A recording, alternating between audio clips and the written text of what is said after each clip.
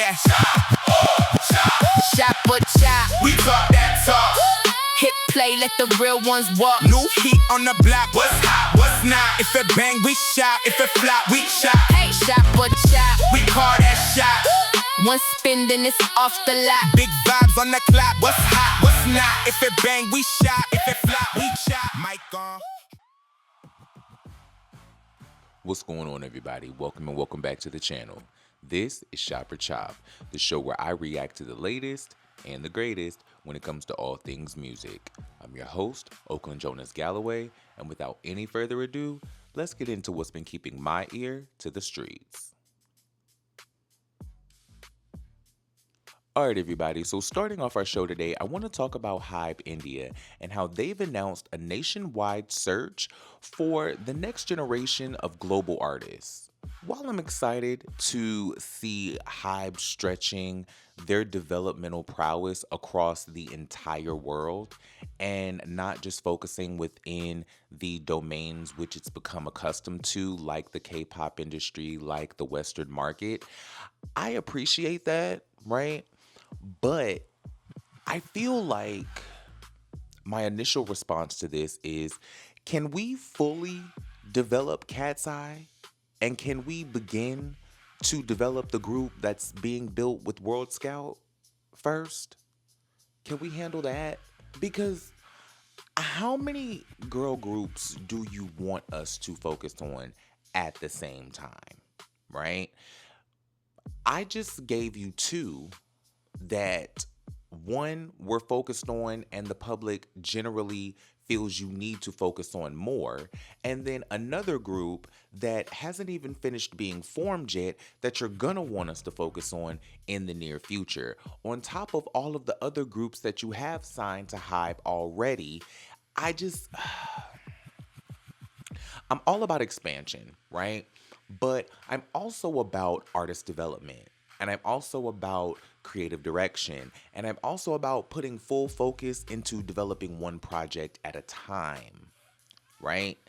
And while I know that that isn't necessarily the most logical thing, and also I'm sure that each division of Hybe, from America to Korea to India to Japan, they all have their own team working on each sector within the overall brand that is Hybe, right? But the name Hybe is the face of all of these groups' label, right? So it just seems like Hybe is running a lot of groups at us back to back to back to back to back. Now, caveat, with that being said, they didn't exactly announce a group, right? If you look at the post itself, it says that they've announced a nationwide search for their next generation of artists, right? So my interpretation of that is that they're announcing global artists, whether it be groups or solo artists, because from my knowledge of the original K-pop system, global expansion has always kind of been built into the fabric of their developmental systems. So my interpretation of all of this is that it sounds to me like they're taking the model that has been working with Cat's Eye and that they anticipate to work with this World Scout group and expanding it into a full range of artists, whether it be solo, whether it be groups, whether it be singing, rapping, whatever style. I feel like they're going to try to expand this type of marketing style and the way that this group is being pushed to the Western market and subsequently the world, of course, and try to channel that method into the rest of the way that they market their new artists coming forward, specifically the World Scout group that's searching for their new member in Japan and this crop of artists that they're going to find in India, right? Let me know what you think about all of that.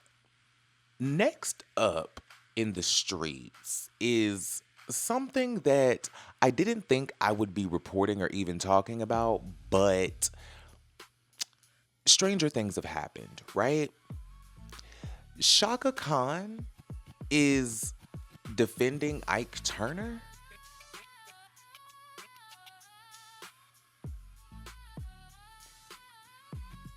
Recording there, and Did you know Tina Turner?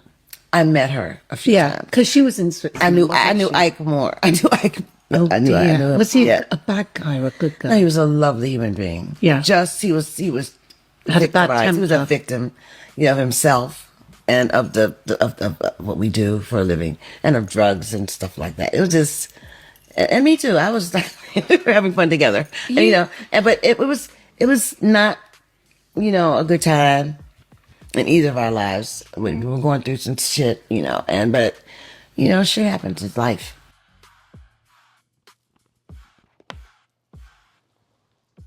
Shaka. Shaka, shaka, shaka, shaka. Listen, watching this video, my initial interpretation of that is, so damn, Shaka don't give a fuck about women's plates, right? Because if you really pay attention to the way that things happened, that man didn't make a mistake. It wasn't like he slipped and punched Tina in the face once. He made very deliberate choices. And for Shaka Khan to reduce the experience that Tina went through and whoever else experienced the wrath of Ike Turner went through as shit happens, it's life, it completely erases the accountability that he should be or he should have taken. Hopefully he did before he passed, but it just kind of diminishes the severity and the actual experience of what happened to Tina Turner. And also, it just left me with some curiosity about her relationship with Ike Turner and what capacity they experienced each other in. Because the way that she answered the question when the interviewer asked her, "Did you know Tina Turner?" she said she had met her. It just all kind of led to that stereotypical, you know what? I'm not even gonna go there because both of them have passed at this point, Ike and Tina, and so I just don't want to bring any nefarious or petty drama into something as severe as something as severe and serious as her experience and her abuse, right? Because Shaka is already undermining this enough. So I don't want to take, suggestions of women being jealous over a man and put this into this, right? However, where does the line draw between a smart man and a wise man? What I mean by that is a smart man learning from his own mistakes and a wise man learning from the mistakes of others, and not letting someone's past inform who they are, right? Because where do we inject enough room and grace for change when it comes to things like physical abuse, when it comes to things like sexual assault, when it comes to things like trauma that people can invoke on people? Where do the statute of limitations run out on holding grudges and getting over things and moving on and not letting things be as severe as they were in the moment to you in recollection of those things? Drop down in the comments to let me know what y'all think about that, because I could go on for at least another 10 minutes on that, but I just have so many sorted thoughts that I want to just open up the conversation to you all, because as somebody who has experienced domestic violence, it's never going to be anything from me that I'm going to be able to let go or make light of. So I guess I wonder if anybody else has any other feelings on that, whether you're a survivor or not, or even if you're someone who has inflicted domestic violence on someone before. What are your thoughts on that? Closing out this segment before we get into the shops, I want to talk about the iHeartRadio Awards and how I had no idea that Ludacris was hosting. So, mind you, it's not like I had any idea that the iHeartRadio Awards was happening at all, but let alone, I had no idea that Ludacris was even hosting, let alone getting an award, let alone performing. Like, what, where was I? But even separate from where was I, where was the marketing team?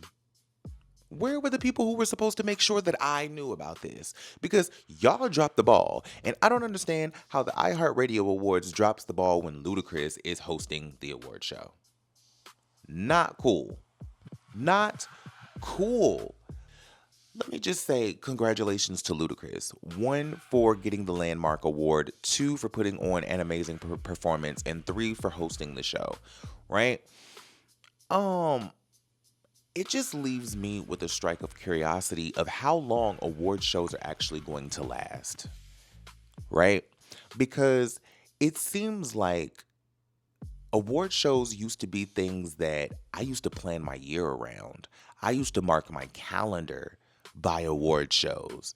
I used to look forward to every award show for a different reason, right? And at this point, it seems like award shows come and go and we don't even know they're happening. No one really has cable anymore, or that's not the traditional or standard medium that people consume their media through anymore. So it's not like people are actually sitting down around a television to watch shows on traditional TV unless they're streaming, and they're streaming these shows on their TVs. But a lot of these award shows aren't even making the leap towards streaming, right? We have some events like the Victoria's Secret fashion show, which isn't an award show, but just for the sake of the example, the Victoria's Secret fashion show was something that used to be a yearly event that I used to, once again, plan my year around to watch on television, and it used to be something that I used to park in front of the television to watch. Now they've gone to streaming, right? So it makes me wonder, how long is it going to take for the rest of these award shows to partner with streaming platforms to air their award shows live in real time so that we can catch them? And how many of the marketing dollars are going to continue to go into award shows as well? Because it seems like it's not many. Because it seems like more and more award shows are happening that I don't know anything about, or that I keep missing, or that I find out about in retrospect after they've already happened. Right?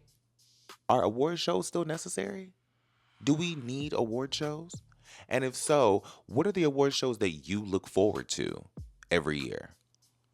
Drop down in the comments.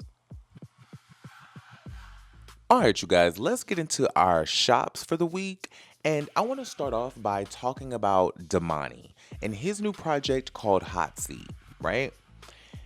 This, to me, is next generation greatness, right?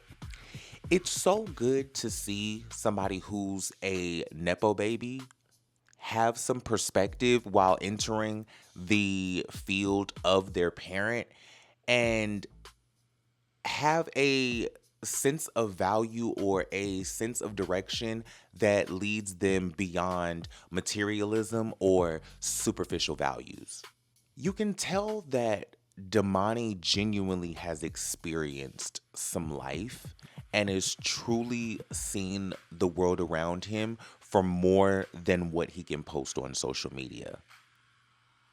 And I appreciate somebody who is cultured enough, experienced enough, and talented enough to present music outside of the normal trending sound that we're getting, right?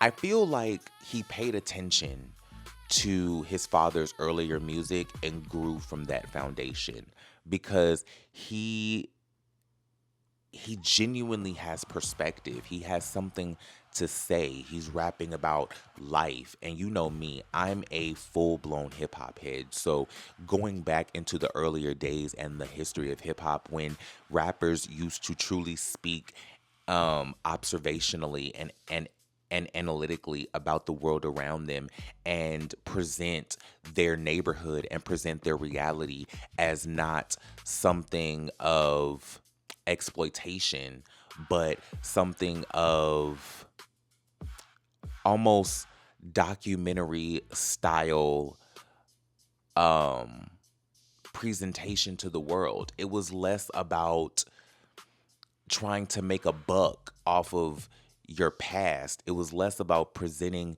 your story to the world as art and showing the world what your 5 mile radius truly looked like and what the reality was of that in your everyday life. And Damani has truly reached back into that bag and dug in those crates. And I appreciate somebody giving us true hip hop when releasing rap music, because anyone who knows my brain as an artist knows I am never looking for rap music when it comes to music that I'm going to hold on to. I listen to rap music for fun and I get my, shit off just like everybody else. I pop off, I have fun. But when it comes to music that I'm going to hold on to, that's going to go into my playlist, that I'm going to keep around for a while, it's always going to be hip hop music. It's never going to be rap. And if you know the difference, drop down in the comments and explain to me what your definition is of rap versus hip hop. Once again, I can truly appreciate him having substance, true substance, as an artist, right? You can hear that Damani not only has an understanding of his privilege, but of the world around him in a well-rounded way, right? I hope that he maintains the track of perspective he's on once he pops for himself, right? I hope that he doesn't do what a lot of rappers do who come in and rap from a place of observational perspective, and once they get money, they kind of lose sight of speaking about the world in critical theory, and they kind of get caught up in having money, and now that's what they rap about. Right? I hope that he maintains a sense of experience and observation in the world around him as he begins to experience it in a new way. Right? And like I said before, there's nothing wrong with rapping superficially. We all need our bops and we all need our bangers, right? I just wish that more people would find a balance of speaking on their elevation in a way that is informed and not just wasteful, right? Next up on my shops, I want to talk about Biggie, aka La Biggie, and her new single, Mama, right? Biggie, ma'am, stay in this bag. Stay in this bag. This is good food, sis. You got one with this. You got one with this. What we doing and the dance drill bops that you were doing before, Big Smoke and all of that. I love those songs. They were dope. They were bops. Don't get me wrong. But this is going to keep you around for a while. The dance drill songs that you were doing, those were cute for the trend. You don't really hear a lot of people doing drill music, and you don't hear a lot of drill music transcending to crossover charts anymore, right?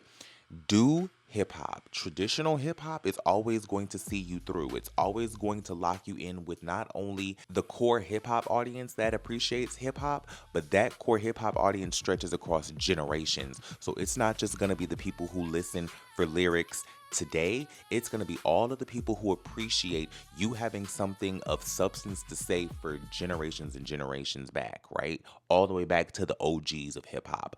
Please stay in this bag. Right? Because while I appreciated your previous music, I didn't realize you could really get in the paint like this when it comes to rapping. Right? Like you, ma'am,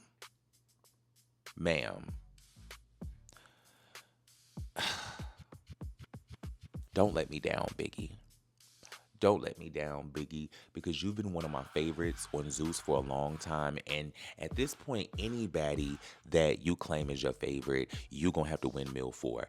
But you have been one of the easiest, controversial, and polarizing reality stars to windmill for, because you always make it worth it somehow, even if it just comes back to the music.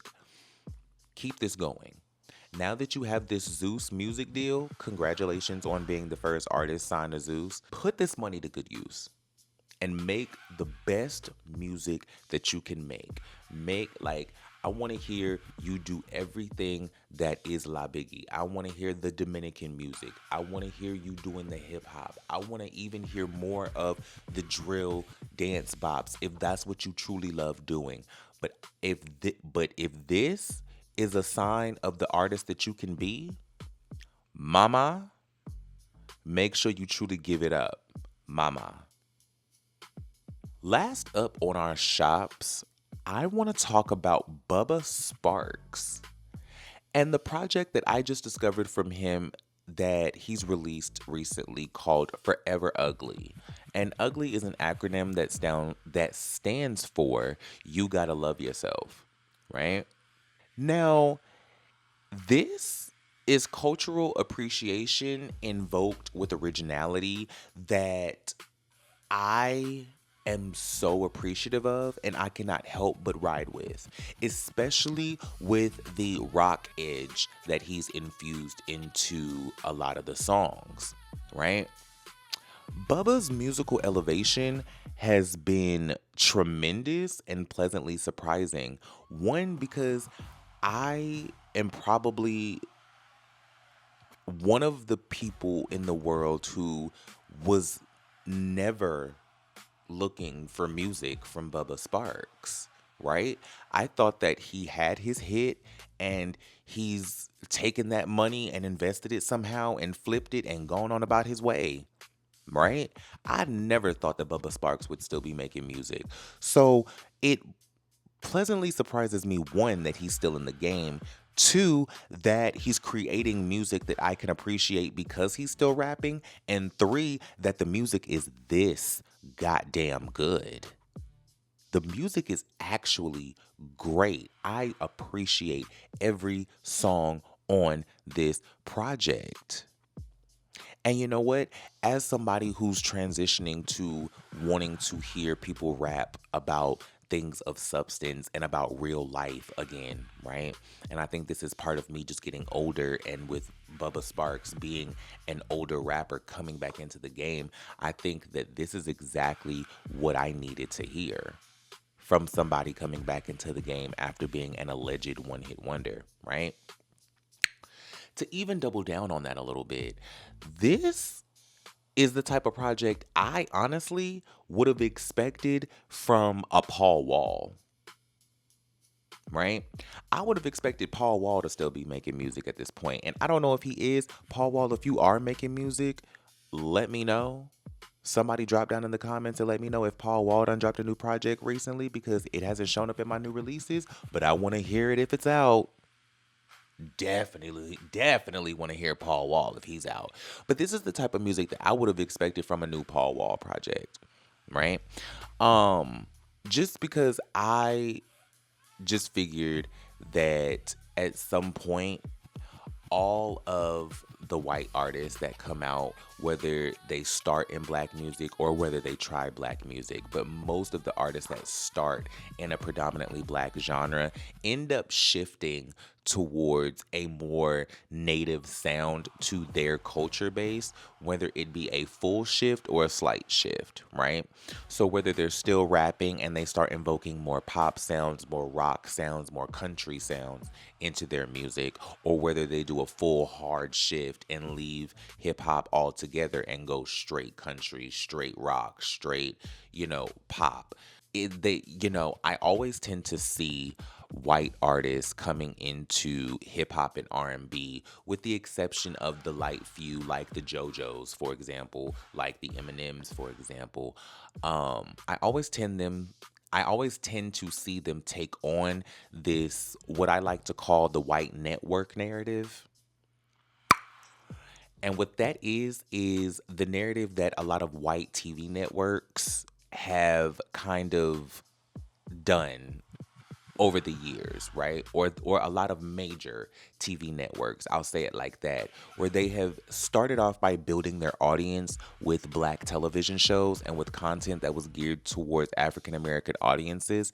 And then as they gained their following, as they gained their footing, as they gained their trajectory and started making a profit, they started shifting those profits not back into the black shows that built that network, but they started shifting those profits and transitioning them into white programming that can take them into wider spread demographic and then higher marketing dollars, right?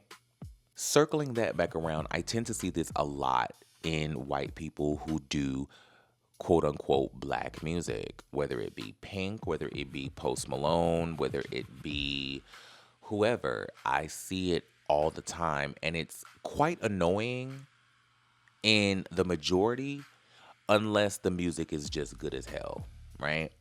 If the music is good when you transition, it's like, all right, fine, that's probably where you should have been in the first place. And even though I got to know you for this, I can appreciate that the music that is more native to your experience actually is as good or better than what you were putting out while you was over here cosplaying. So, with that being said, I wonder what he thought of Chloe Bailey sampling Miss New Booty on Treat Me. I wonder what he thought about that. And if there's any connection to the sampling of his music and him returning to music. Or if I've just been missing his music this entire time and just had no idea that he was out here, flowing. I just didn't know that she was out there being fluid, flowing. Y'all let me know. Jump in the comments. And if y'all have been listening to Bubba Sparxxx music for all of these years, suggest me something that I need to be listening to that I've just been missing this entire time. Or let me know if you were just as shocked that Bubba Sparxxx is releasing new music like I was. All right, getting into our chops for the week, both of the artists that I'm going to cover today are not putting out bad music by any means, but they're chops for me for very specific reasons, and I want to kind of dive into why I'm disappointed with the music that's coming or the rollout of the music that's coming from these artists, right? Let's dive in. So I want to start with Lakia and her new song, Herskii, right? And I want to start off by saying the reason why this is a chop for me is because I'm disappointed as a genuine fan of this woman's music. The female GOAT is one of the best female rappers that I have heard in at least the last 5 years, right? Her pen game is crazy. Her flow game is crazy. Her word play is crazy, right? And she's a great rapper, right? That being said, I need evolution. I need evolution and I need growth. And I need it quickly, right? You are independent now. So why are you making music at this point in your career that is remnant of the music that left you lost in the sauce on Quality Control? This music feels like the exact same music that QC wasn't putting any money into anymore, right? Lakia and all of the indie rap girls that find themselves in this space, whether they end up with a record deal and then they end up losing the deal because the momentum shifts, or they come into the game as an independent and they're trying to decide whether they want to stay indie or not. Y'all need to find a balance of extruding and extrapolating the value of the current trends and finding a way to turn that into personal perspective that you can inject to your music that is going to not only transcend you past the 5 minutes that sound is trending, but a way that you can tie that into the overall journey that is going to be your career. And I'm only talking to the girls who want to actually have a career. Because I've had this conversation on Shop or Chop where maybe I need to reevaluate what I expect from artists and not be so tied to the fact that every artist wants to release albums. Every artist wants to have longevity. Every artist wants to have a long-standing career in music specifically, right? But Lakia is one of the people who does express that. She is somebody who claims that she has a long-standing hunger for music and this is where she wants to be long term. So this is why I'm speaking to her specifically in this way. I need you to grow. I need you to grow. I need you to individualize. I need you to expand, and I need you to find your sound. This is the second time that I'm saying it on Shop or Chop. I feel like there is a resurgence of artists navigating through the music industry with an individualistic sound that is going to transcend you to another place and keep you in the industry for the longevity that you desire, right? I need for Lakia to call Glorilla. I need you to call Glorilla.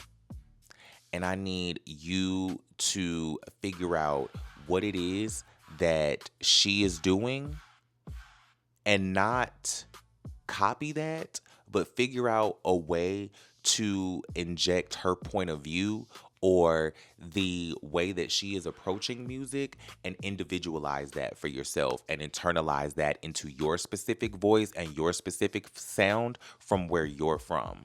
I can't remember where you're from specifically. I believe it's the Midwest, but you need to figure out how to put the Midwest sound back on. I heard you in an interview say once that when you were on QC, you were having a balance, you were having an issue balancing, representing the Midwest sound and doing what your label was putting on, which was Atlanta sound and that Southern, hard Southern rap that was popping in Atlanta, right? And you were trying to find a way to blend the two. Now that you don't have to do that, don't do that. Don't do that. I need you to give me whatever it is, the Midwest, whatever it is you're from, whatever it is they give it. Because that's what's going to separate you. That is what's going to make you unique. That is what's going to put eyes on you in a way that whether you have a number one single or whether you have crossover success or not, that is going to build you a genuine core fan base that is going to follow you wherever it is you go. And that is going to be what is going to separate you overseas as well. Because the audiences overseas are only going to be able to ingest so many people with the same sound for so long. What they look for, in my observation from what I've heard, let me know in the comments, all the overseas people, I do have some overseas viewers, let me know if this is still true, especially in the UK. They look for different sounds. They look for something unique. They look for something interesting or even polarizing or something individual to connect to. That's what latches the ear of international audiences. I wonder what it is in America and where the shift happened in music, where everybody went from trying to be this individual and stand out and be unique and be a solid individual force within the overall music industry, and what was the catalyst for that shift to everybody hopping on trends in music and milking the most of what sound was popular for this quarter. I wonder what that is, because I know that it happened somewhere in the 2000s, right? It happened somewhere in the 2000s, somewhere in the shift between the early aughts and the later 2000s. because in my personal opinion, I feel that the later 2000s were the last time that we truly got individual sounds popping in the masses, right? And truly like taking over music. We have people with these individual sounds having moments now, but my example for that would be like a Lady Gaga, right? People like that just aren't taking over the world anymore. They're making careers for themselves and they're doing well, and that's amazing, but they're not taking over the world anymore. But in tandem with that, the later 2000s was also the time where we saw people jumping on trends of individuals that was becoming popular and milking it. That's how Christina Aguilera's Bionic album got lost in the sauce, because y'all were trying to say that she was copying Lady Gaga and trying to hop on her trend. When, if we go back, can we go back? Y'all go back. And y'all need to go ahead and admit that Christina Aguilera's Bionic album sounds nothing like a Lady Gaga project. I will expect your apologies in the comments. Alrighty, moving on to our last chop for the day. I want to talk about another reluctant chop that I want to give. And this is for Carrie Hilson and for her new project that she just released, which is the third part of her We Need to Talk series called Redemption, right? Once again, this has nothing to do with the music. This has nothing to do with the music being bad. This has nothing to do with her putting out, trash. Where is your marketing team, Miss Hilson? Miss Carrie, baby. Where is your team? And why are you not getting them to help you out? Because why is this the third part of a trilogy and I didn't even know that the second piece came out? I'm just saying. Because I don't even want to hear someone tell me, well, if you're a real Carrie Hilson fan, you should be tapped into the music. I'm a grown ass man, dog. And I have other shit to do than be tracking what my favorite artists are doing day to day in real time. Stan culture is a young man's business. Okay? I'm grown as hell. I don't got time to be following what other people are doing. I just don't. Right? So, as much as I love Carrie Hilson and as much as I am a fan of Carrie Hilson, I am not scrolling Instagram or TikTok every second of the day making sure I know when she's dropping or what she's dropping. If it does not come across my feed, most of the time I do not know unless they are someone who I specifically am obsessed with and I just want to see. And a lot of the time, also, I don't follow everybody that I'm a fan of. I follow people that at this grown age, I'm comfortable saying that I'm a stan of, right? I'm comfortable saying that I'm a stan of Janet Jackson. I'm comfortable saying that I'm a stan of Lenny Kravitz. I'm comfortable saying I'm a stan of Sierra.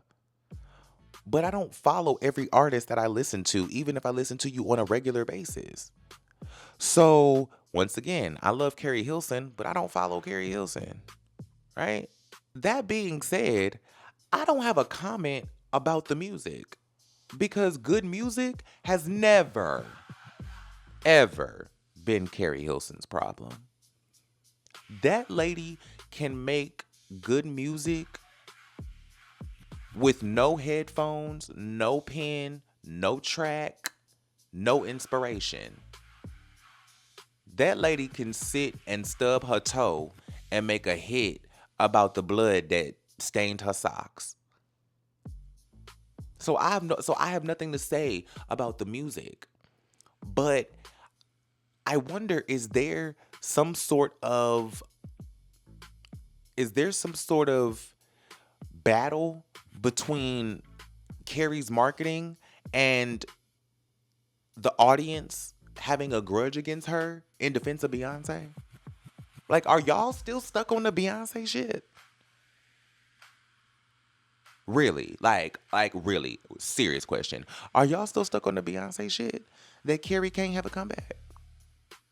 Like, a real comeback?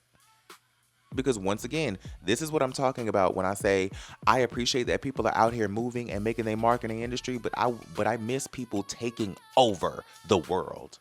And Carrie Hilson was somebody, when she came in, she was another one of those girls that had an individual sound that took over the world. Right? What the hell is going on that Carrie Hilson, Miss Carrie baby, is not having the swaggiest comeback ever? Like, you know what's so interesting?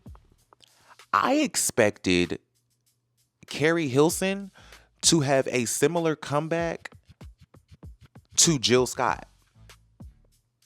The way that Jill Scott came back and it was all about the music, and she dropped that song and it went viral and everybody was just living for it, and she's getting all of these interviews and she's talking about, you know, what she's been doing since she's been gone over this decade. This is what I expected for Carrie Hilson.